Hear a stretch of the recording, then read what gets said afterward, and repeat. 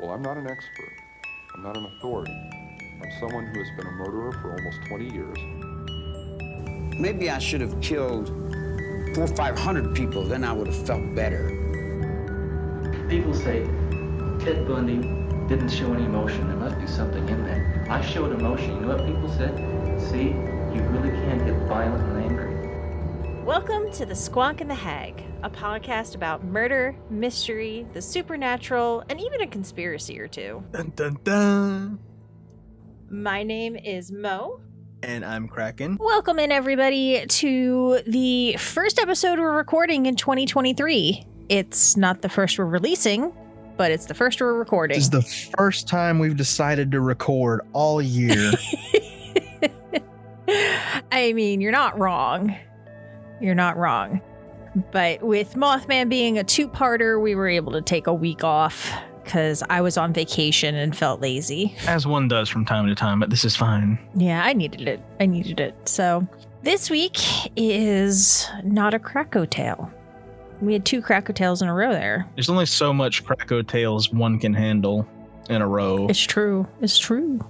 I mean, I honestly can only handle one in my lifetime, and yet here we are. It's fine. This is fine. Oh, that silence was heartbreaking. This is fine. This is fine. You know I'm joking. Of course, yes.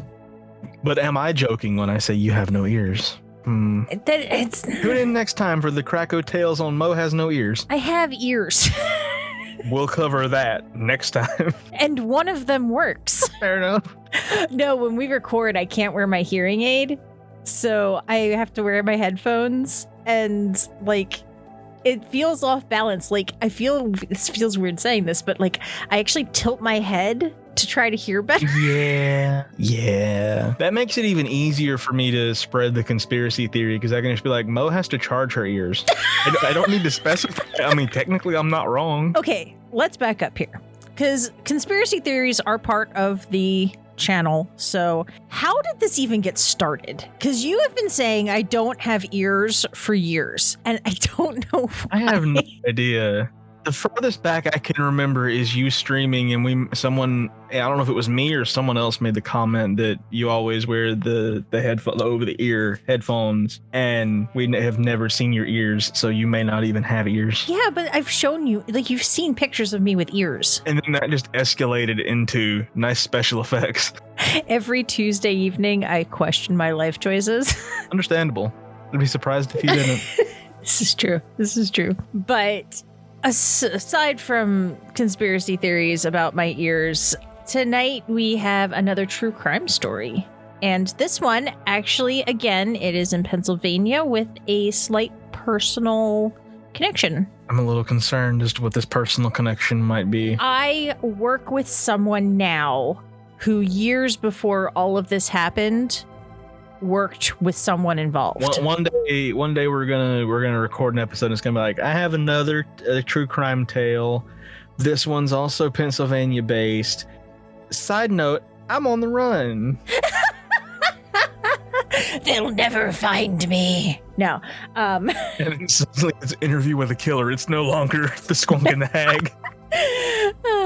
But no, so it's interesting because people, as they learn, in my real life, because I feel like the internet is still my real life because I live on the internet, but I feel like as people IRL find out that I do this true crime podcast and I have a passion for researching crime, they're like, oh, I got a story for you. So tangent, but there's actually one that there was a murder in the house that my dad grew up in years after they moved out. This is how you get ghosts. Yeah, that is how you get ghosts. But my dad's like, you should find out what happened. And I love my dad, I do, but I don't think he understands that when I say that we do a true crime podcast where we research true crime, we're not solving. We're not literal detectives. Yeah, we're not solving a crime because this is an unsolved case. And I've been doing a little bit of digging and stuff like that. But it's stuff like that. Like everyone's like, oh, you like true crime? Check out this thing. Oh, you like this? Check out that thing. And I know I was talking about another one at Christmas because that's what you talk about at Christmas. Mhm. And my mom's like, oh, I know one of the victims' moms. I was like, oh. Fair enough. That's why I have a lot of these slightly lesser known Pennsylvania cases, but they pique my interest because there is some sort of personal connection. There's something where somebody I know has told me about it. Somebody I know, like with Stanley Detweiler, my grandfather and my uncles did construction in the building it happened, or in the apartment that it happened. And, things like that. And then it just kind of pushes me to look into them more so than something that, happened around the world or happened in the 1800s or something like that. Like, that stuff's fascinating to me. But when it comes to really digging in, it's the stuff that has like that slight personal connection. And that's a good way to find the more obscure things, is if you happen to know people that were in, or like know someone who was involved in that stuff, and they can like pass the story down to their children. Gather around, kids. Here's the story about how I witnessed a murder. Oh God, that's so creepy. But yeah, it's one of those, because I do like I think we've talked about this before. I like the stuff that I haven't heard before, which is why I like the stuff that you bring to the table, because I've never heard of most of this stuff. Fair enough. And then when it comes to like the crimes and stuff like that, I like researching stuff that I don't already know most of the facts about. I haven't heard a million times on other podcasts. So, well, I won't say the name here, so that way no one can research it and we don't spoil what the next Krakow tale is. But have you? The name is Alexander. Fair enough. I see how this is going to be. How rude. Disrespectful. I have never.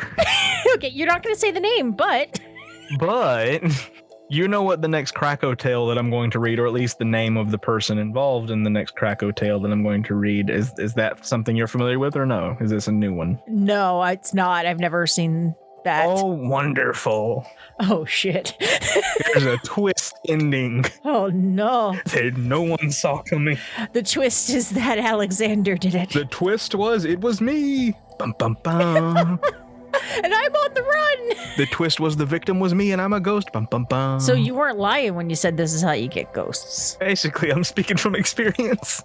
All right, so into today's story. So when I was writing this up, I came up with the name The Failed Filmmaker, because it really, a lot of the story centers around a film that was trying to be created. And today's story really talks about just how far someone can and will go for their dreams.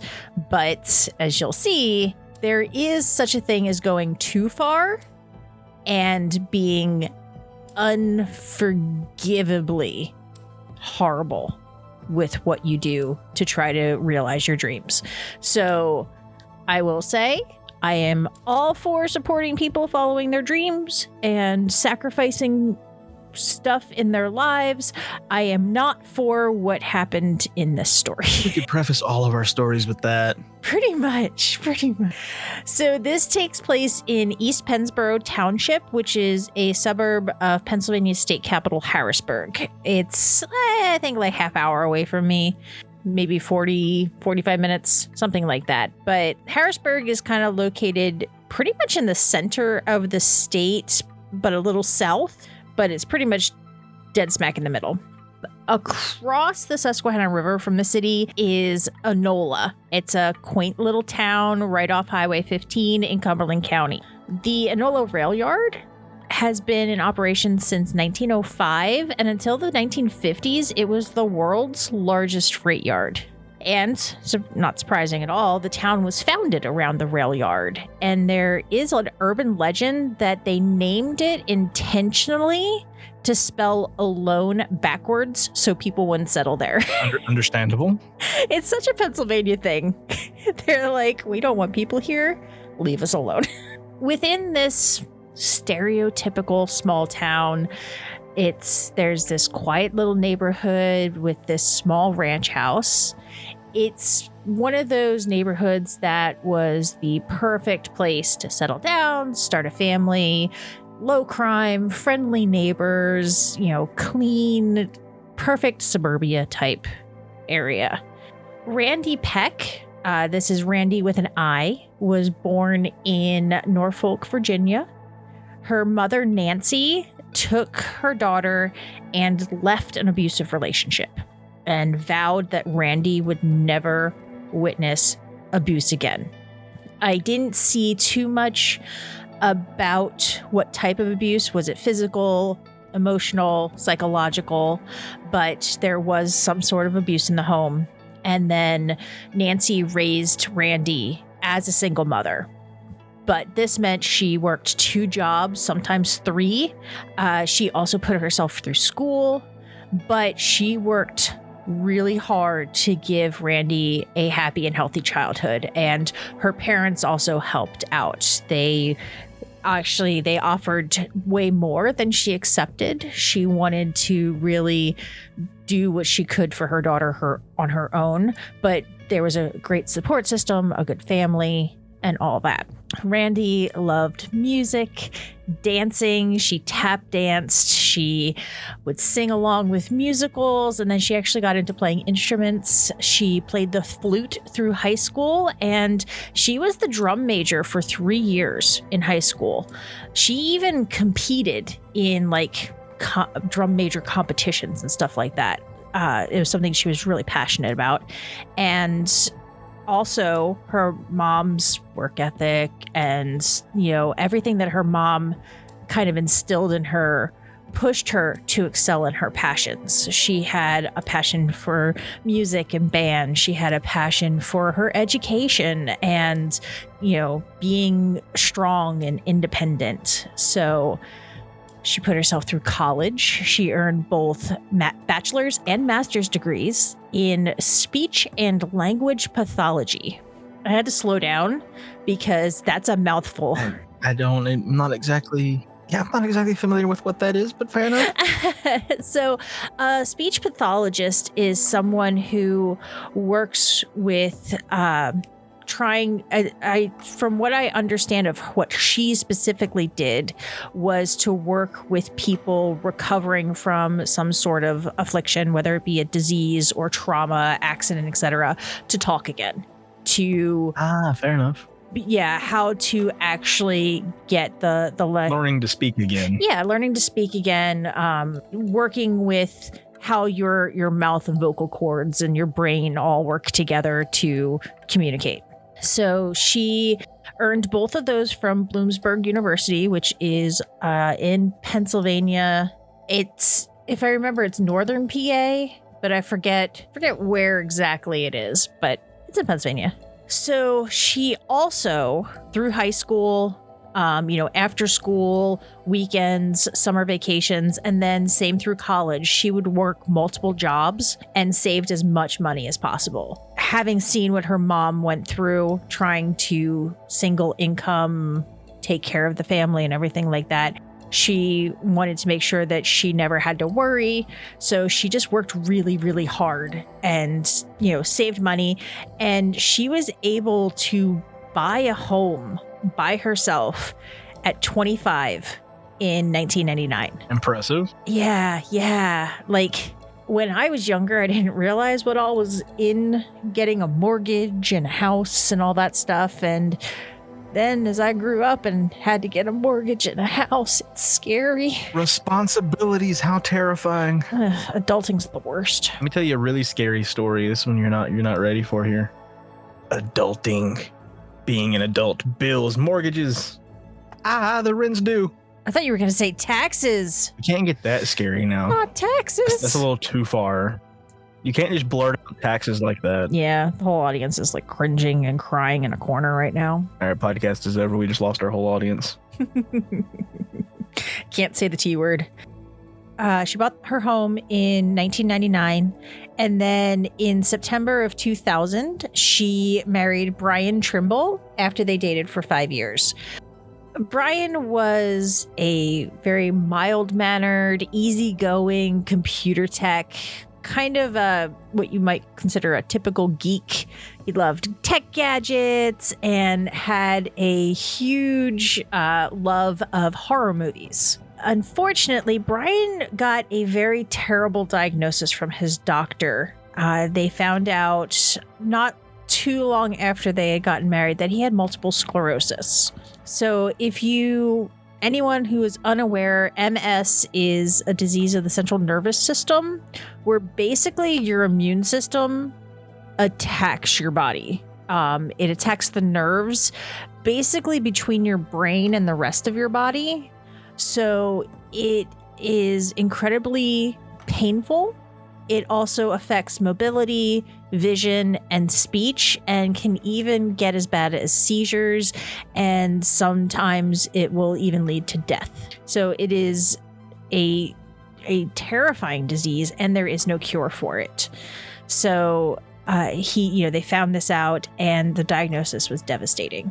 Brian wanted to continue his life, same pace, same ways as before. He wanted to change nothing, but Randi became really protective of him, his health, his lifestyle. She wanted him to take care of his doctor, oh God. She wanted him to take care of his doctor. Yes. Yes, he's taking care of the doctor. Yes, this is how this works. I'll be right back. I've got to take care of my doctor. Can you tell this was my first day back to work in like a week and a half? No, not at all. My brain is just, my brain no worky. My brain never worky, so I mean... Oh no, I'm turning into Krakow. Yes, the transformation has begun. Where's my juice? So she wanted him to take care of himself and to follow his doctor's orders. This created a rift in the relationship, kind of drove a wedge between the two of them. You know, she wanted him to really, really change how he was living because she understood how bad this disease is, and he just didn't want to hear it. So Brian worked in IT. I told you he was a computer geek. It was for a health insurance company in Pennsylvania, and pretty much from the moment he met his work colleague, Blaine Norris, the two were best friends. Two peas in a pod. Everyone said that they would sit and talk about horror movies and just geek out all day long. They, like I said, had this huge love of horror movies. Blaine's lifelong dream was to be a director of a horror film. And Brian's dream was to be a cinematographer. He already owned a ton of photography equipment, video equipment, microphones, pretty much the whole shebang.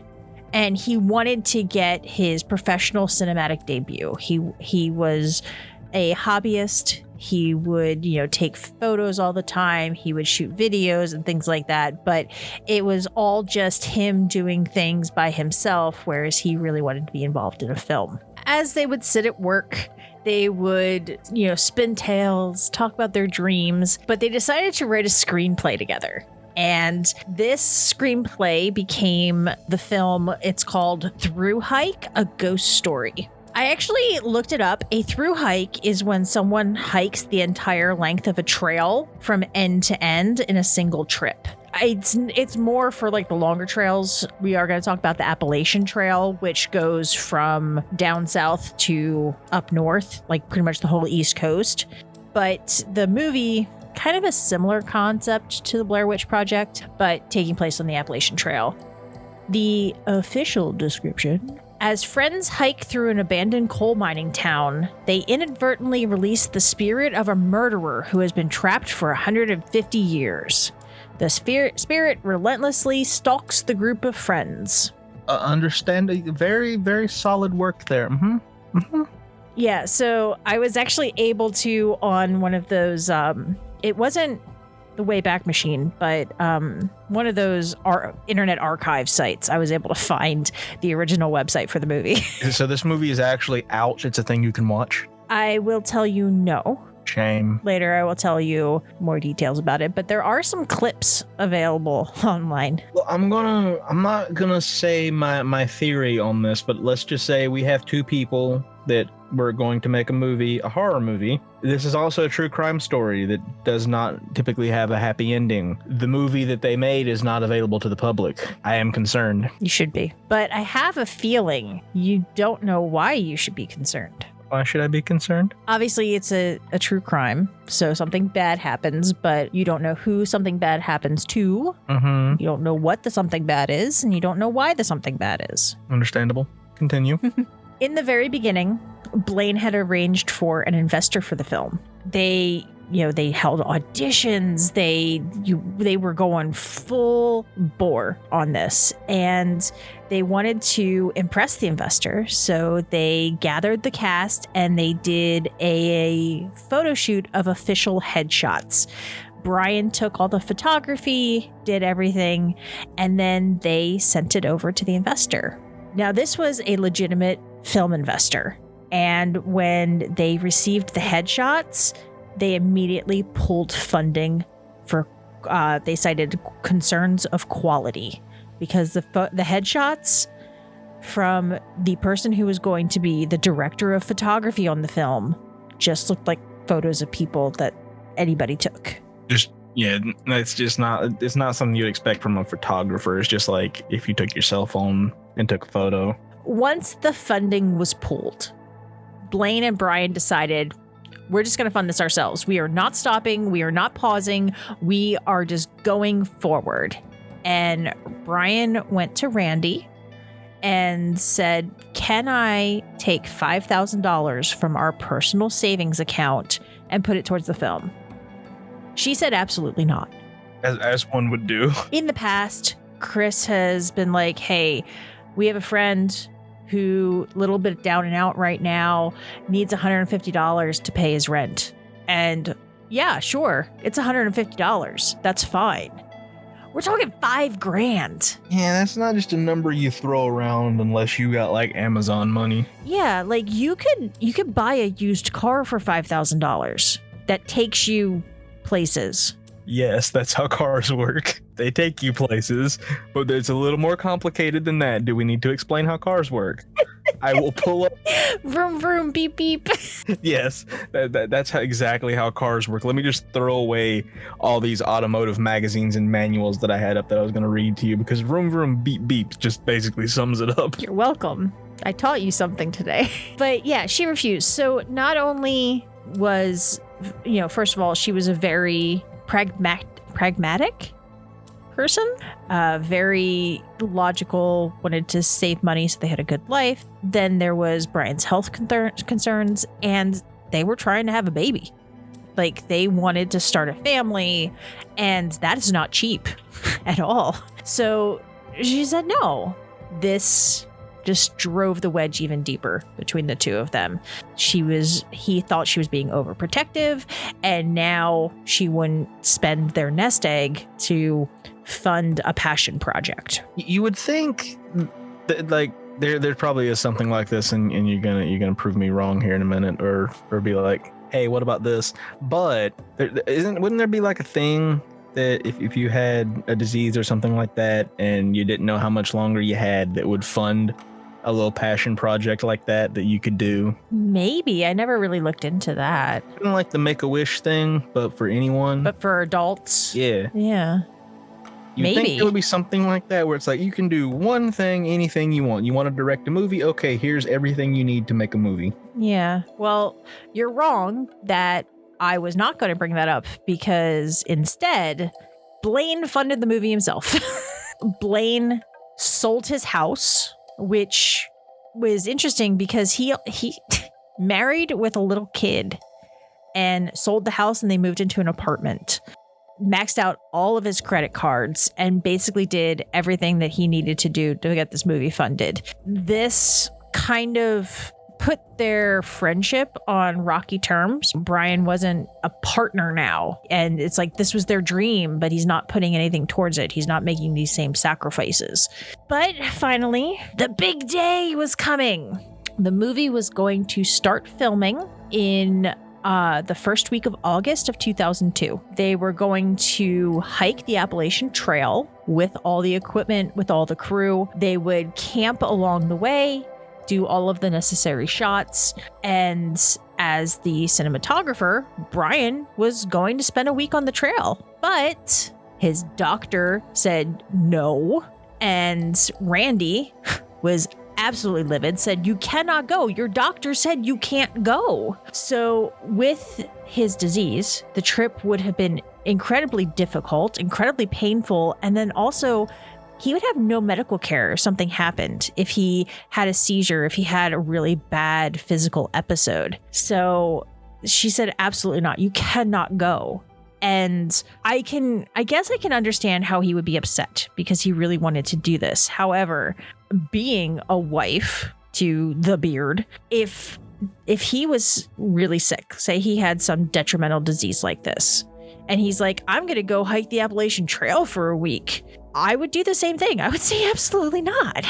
Imagine if Bobo was incredibly sick and in pain and suffering, and then was like, I'm going to go out in the woods and go survival mode for a week. You act like I haven't had similar experiences with the dragon before. Not exactly like that, but you act like I haven't had something very similar happen before. You know, like being sore from work and then immediately being like, I'm going to go do cartwheels in the backyard. And no one is surprised. Hey guys, it's Mo here, and I wanted to take just a second to talk to you about Anchor.fm. When Kraken and I decided to start the podcast, we had no idea what we were doing, and we went out there and searched to see what we could find to help us, because you have to not only create the audio and the podcast itself, but you also have to upload it to all the different services, and how do you do that? So we found Anchor, and it has been a godsend. Anchor has tools that allow you to record and edit right from your phone or your computer, so you don't even have to have fancy editing software to do it. You can also, when using Anchor, you can distribute it to all the listening platforms like Spotify, Apple Podcast, and more. I know Stitcher's on there, Radio Public. It's amazing. And it's all in one place. If you guys followed me when I was streaming, you know that I am all about streamlining everything to a single application to do it all. And that is what Anchor does for us. Plus, big point here, Anchor's totally free. So you can either download the Anchor app from the App Store on your phone, or you can go to anchor.fm to get started. I highly suggest it, and I hope you will enjoy it if you, too, are starting your own podcast. So he did end up staying home, but again, their relationship was already on bad terms, and now it's getting worse. But when Brian told Blaine that he couldn't make the trip, Blaine was like, can I at least borrow your equipment? Can I at least use the camera, the microphones, all that stuff? But again, Randi said no, and I don't blame her, because that's thousands and thousands and thousands of dollars of equipment. Mm-hmm. Yeah, I know, and it kind of hurts, because I was looking to see like top 5 DSLR cameras or whatever. I was like, let me look and see what I might want to eventually save up for, you know, if I continue doing photography. They range into several thousands of dollars, and that's not including the lens. Mm-hmm. That's just basically half of the camera. That's just one photo camera. Mm-hmm. We're talking, in addition, microphones, mixers, all of the power. We're getting close to $1 million in equipment here. I don't know if we're getting close to $1 million, but it's up there. I mean, I feel like you could very easily, depending on the type of cameras you had. True, because I know there are movie cameras that are, I'm not even talking like Hollywood level cameras. I'm just talking like normal person could save up and buy, that are 10, 15 grand easy. If you were a professional photographer or something, you could buy. Yeah. He wasn't. So she said no. Blaine was very upset. So, you know, now he didn't have his director of photography.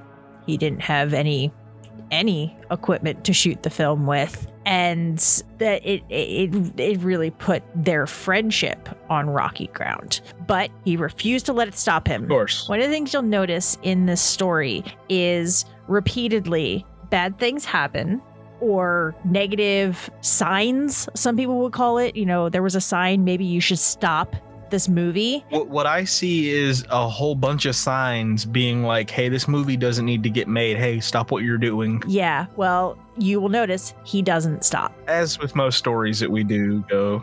Yeah, well, on one hand, it's that thing of following your dreams, making them happen, but there's got to be a point where you stop and you're like, wait. Yeah, several things happen to prevent you from doing something in a row like that. You should probably stop. Well, instead, he purchased all brand new equipment, and shooting was going to continue on schedule. With what money? Again, just more credit cards, more loans, like any possibility he could get, sold like everything he could to fund this movie. This man has more debt than anyone in the United States. At one point, I saw it was $20,000 to $25,000 of debt just for the movie. That doesn't include all of the other debt of living expenses during that time. But first day of production kind of starts rolling in, and there's another sign. Krakow, you ready? Uh-huh. The lead actress breaks her wrist and can't film. This film was cursed. It was. But they had, I guess, like, I know in theater it's an understudy, but they had a backup. So they had the backup actress come in and play the part. So they just keep going. Speaking of that, something similar happened recently. For New Year's, we went to a local theme park. They have their New Year's Eve thing. They do fireworks and everything. You can still ride the rides and stuff. They have parades. The park's decorated with Christmas lights and all that. Did they drop like drop a ball or something? They didn't this time. For some reason, I was thinking they did last time. They have it's a sky tower. You can get in and it goes up and spins slowly up to the top. So that way you can kind of see the entire park and the surrounding area, and then it slowly lowers back down. Cool. I wanted to say they'd used that for the ball one other year, but they didn't this year. In a city near me, Lebanon, they drop a loaf of Lebanon bologna. Well, in Georgia, and I forget where exactly in Georgia, but they have the possum drop. They used to be a real possum, but then they didn't drop it from high, but like eventually for safety reasons, they used a stuffed possum in a little cage and just like lowered it gently from City Hall. Their whole thing is the possum drop. I was like, I gotta go see the possum drop at least once in my life. I think you do. The whole reason for me doing this, they were supposed to have like Christmas themed shows that they did in the theater and everything. They didn't do that because the main actor was sick, and it just so happened his understudy was also sick. Oh no! So they didn't have a main character for the show. I can see how that could put a little bit of a wrinkle in the plans. It was like, what are the odds that you and your understudy get sick at the same time? Because things like that, you're in close quarters with people all the time. It's just like a daycare. It's like a big petri dish. Germs everywhere. Theme parks are daycares, confirmed. You're not wrong. All right, so back to the story.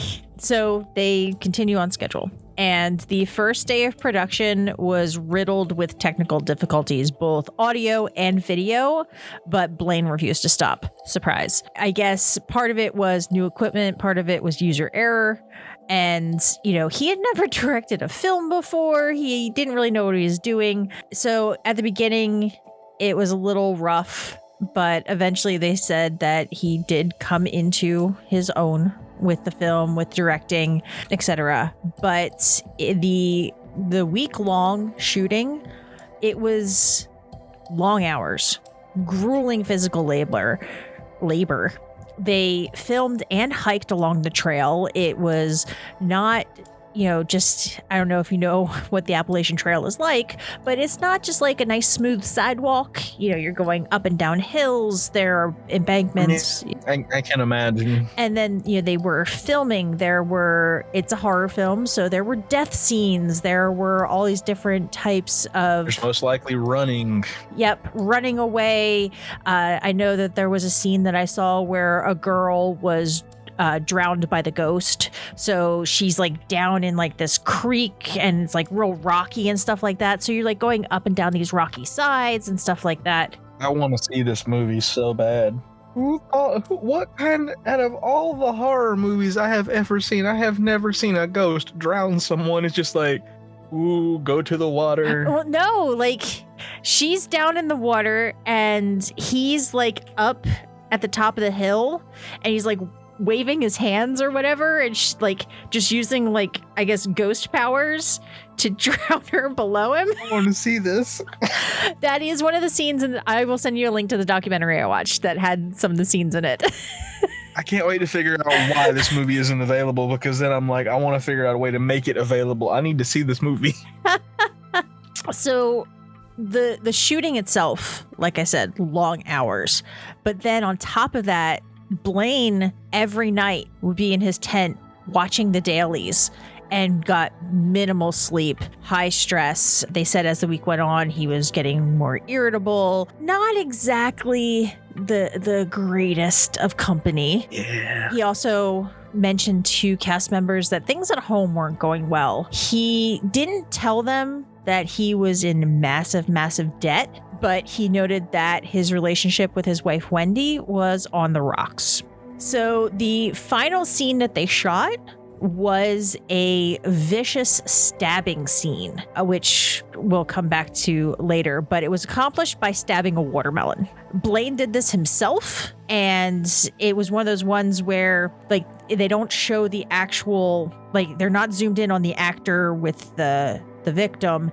It's showing the shadow. So it's like a creative way to get around like the effects and the stuff. So you just see him stabbing this watermelon over and over and over again. Shooting wraps, Blaine goes home and finds that Wendy took their young son Mason and left. So in addition to the financial issues of selling their home and moving them into an apartment and racking up over $20,000 in debt, she thought he was cheating on her with one of the actresses in the film. This was not true, but it was just one more layer on the cake. Yeah. So she left. Also, none of this is funny, but well, there are some parts about the documentary or the movie that are funny. But why did I just imagine the kid being like, "Mom, why are we leaving? Because Daddy's in the Appalachian Mountains stabbing watermelons." With there's another no context quote from the podcast. Mom, are you okay? Because Daddy's stabbing watermelons in the mountains. No, just drink your Kool-Aid. Oh no, not the Kool-Aid, no. Co-workers had noticed that Blaine and Brian's friendship kind of changed around the time of filming. And then they also had said that Blaine really had trouble returning to a regular job, you know, that boring 9 to 5, after he directed a film. He directed and shot a film. He was like a rock star. He was in charge. He was powerful. He's a filmmaker. And, you know, then he came back and they said you could tell he was struggling to adjust. He wasn't happy. And in addition to all that, he was really struggling to edit the film. So he had all of this footage. Let me guess, he has no experience in editing film or anything. How'd you guess? It's just a wild guess. I don't know how I nailed it. Brian and Blaine reconnected. They made amends, and they decided they were going to continue to work on the movie. Brian was going to help edit, and things started returning to normal. Until they weren't. Bum, bum, bum. Well, I was just going to say... January 10th, 2003. So movie was shot August 2002. So August to September to October to November. Okay, so 5 months later, on January 10th, Brian went out to dinner with a friend while Randi was working. She actually worked both of her jobs that day, so she left in the morning, came home later in the evening. But when he returned home, he found her on the garage floor, covered in blood, with an extension cord wrapped around her neck. He immediately called 911. He told the police that he called out to her, but got no response. He immediately called and he said he did not touch the body. House was ransacked, and the first officers on the scene thought it had been a robbery gone wrong. But as Detective Joe Landis entered the crime scene and looked around, he knew it was staged. He was a seasoned detective. He had seen many burglaries in his time, and this did not match. In addition, upon examination of the body, it was not a typical robbery gone wrong. It was initially a strangulation was attempted, but didn't seem to work. And then the killer used a fillet knife to stab her 27 times. And this goes back to our discussion of crimes of passion versus things gone wrong. Exactly. So it was brutal overkill. It was very personal. Mm-hmm. They did find the knife on the floor near the body as well. And it was not from the house. Some scenes they go and there's a knife missing from the butcher's block or something like that. Like, this must have been brought to the scene. Immediately, it's a crime of passion. First suspect is always the husband, the spouse, the family, etc. So Brian was at the top of the suspect list, but again, he had a solid alibi. He was having dinner with a friend at a restaurant, so multiple people had seen him there. He had been on CCTV, all of that stuff. So they were like, all right, but they interviewed friends, family, and they weren't really able to get an obvious suspect. So they decided to keep an eye on him, but they continued to dig more. So he had an alibi. He probably wasn't the dude, but they're like, well, we'll just see what happened. And it's a good thing they kind of decided to do that, because now everyone grieves differently. Everybody has their own way of dealing with loss, but he wasn't acting like a grieving husband. He immediately moved out, sold the house, took a leave of absence from work, changed his appearance. He spent their savings on stuff like a big screen TV and video game consoles, and started dating really soon after her murder, which seems odd. Just a little suspicious. The police were like, this seems odd. Just to kind of maybe dig in, see what might be going on. They would just drop by from time to time, be like, hey, got a couple more questions for you, or wanted to see if you remembered anything else. And his coworkers after the fact mentioned that every time that happened, every day after the police visited, he would act really weird. He'd be in and out of the office. He'd be really distracted. Nobody really knew why. Nobody knew what had happened. They just knew that he was acting off. They had another interview with him where Detective Landis asked Brian to recount that night again. And this time, he said that when he got home and saw her on the floor, he went to see if she was okay. He checked her pulse, he shook her and everything like that, which is inconsistent because originally he said he didn't touch the body. And now he said he was there, he touched her, he would have had blood all over his hands. He probably would have had blood on his clothing, his shoes, everything like that. And that inconsistency raised a red flag. I know that, as you remember things, especially with a traumatic situation, your memories do change sometimes, but this was a very big leap. It wasn't, I called out, hey, Randy, and then the next time, I called out, hey, honey. That's a mild inconsistency. Being across the room and not touching her versus kneeling next to her and shaking her are two very different things. And that's two entirely different stories. Something's not right here. Yeah, so raised a red flag, and police approached District Attorney Skip Ebert for a warrant to tap his phone and search his computer history. They found a document that Brian had sent to Blaine called How to Commit a Murder. Okay. Let me guess. It was for movie research, right? Oh, yeah. But that obviously moved the two of them to the top of the list. Blaine's alibi for that night had been that he was out to dinner with his girlfriend. Police viewed CCTV and found that his story didn't match. They supposedly met at 7:30, had dinner, etc., but they didn't meet until like 9 o'clock that night. So they brought him in for a second interview in March. And during this interview, they asked if he thought that Brian could have killed his wife. Blaine told them he could never kill someone. But then he followed it up with something that Detective Landis, who, like I said, was a seasoned detective. He had been on the force for years. He had never had someone say this to him in an interrogation room.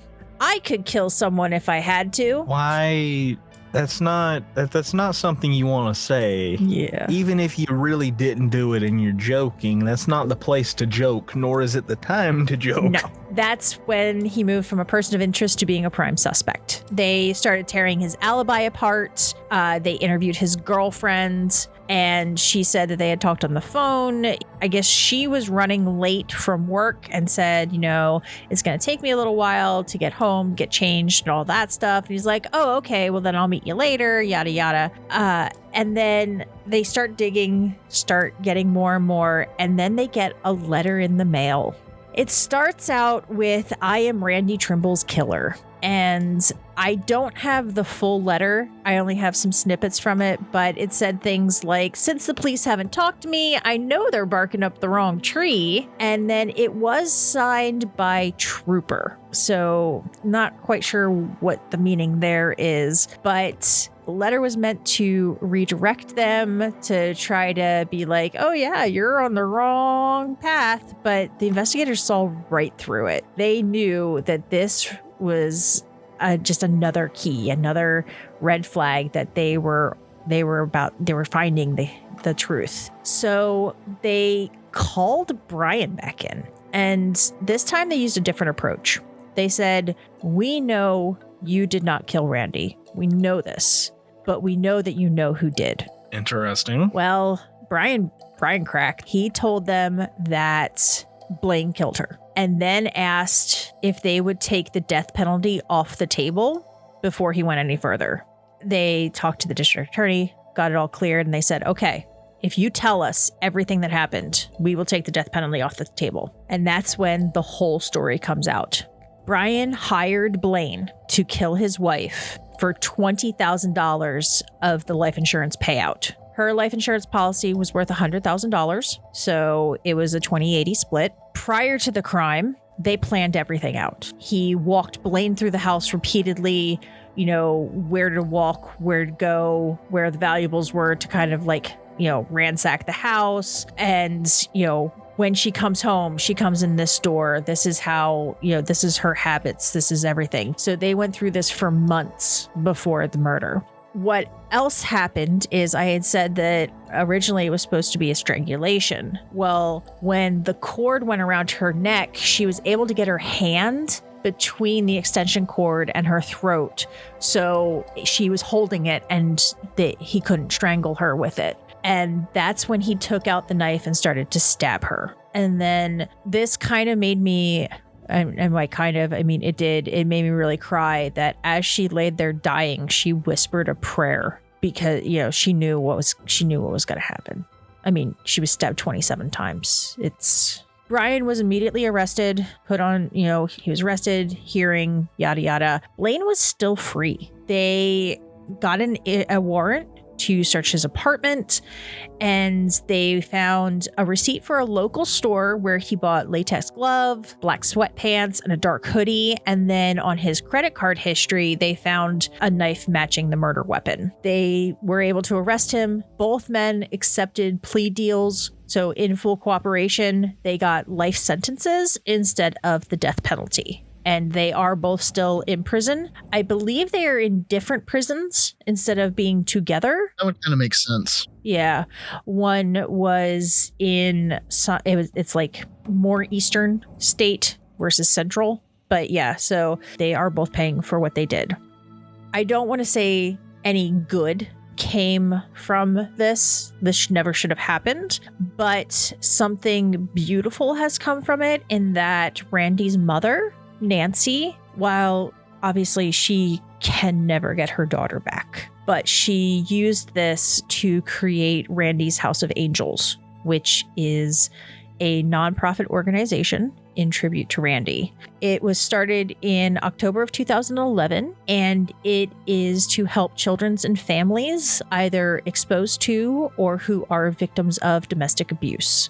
And the organization also has a bunch of programs. Obviously they want to get people into safe environments. They want to get them help and, mental health treatment and things like that, because abuse does destroy your mental health, as well as they hold like camps and clubs and stuff like that. And they also hold an annual 5K, which is Randi's Race, a 5K run walk for hope and courage. And over the years, it has raised over $423,000. That's awesome. Yeah. So like I said, it is something that never should have come to be this way, but it is doing some really good.